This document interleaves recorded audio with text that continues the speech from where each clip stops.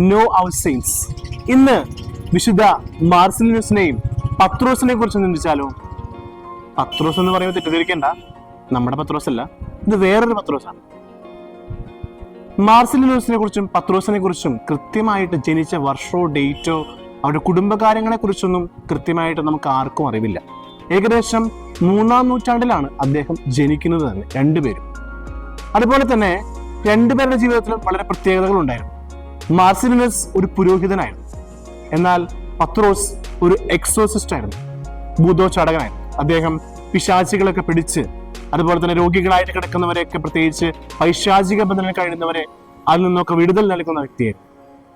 എന്നാൽ മാർസിലിനസ് സുവിശേഷ പ്രഘോഷണത്തിലൂടെയും പ്രസംഗത്തിലൂടെയും മറ്റുള്ളവരുടെ ജീവിതത്തെ വിശ്വാസത്തിലേക്ക്, ഈശോയിലേക്ക് നയിക്കാനായിട്ട് പരിശ്രമിച്ച വ്യക്തിയാണ്.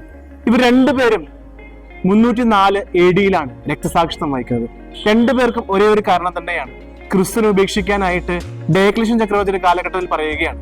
എന്നാൽ അത് സ്വീകരിക്കാതെ, ക്രിസ്തുവിനെ ഉപേക്ഷിക്കാതെ, ക്രിസ്തുവിനെ മുറുകെ പിടിച്ചുകൊണ്ട് വിശ്വാസത്തോടു കൂടി രക്തസാക്ഷിത്വം വഹിച്ചു. സ്നേഹമുള്ളവരെ, ഇവർ ഓർമ്മിപ്പിക്കുന്ന ഒരു കാര്യമുണ്ട്. രണ്ടുപേരും തങ്ങളുടെ ജീവിതത്തിൽ ഏൽപ്പിച്ച ഉത്തരവാദിത്വം വളരെയധികം തീക്ഷ്ണതയോടുകൂടി ഈശോയ്ക്ക് വേണ്ടി ചെയ്തവരാണ്.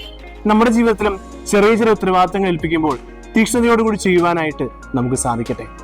മറ്റൊരു വിശുദ്ധനുമായി നാളെ കാണാം.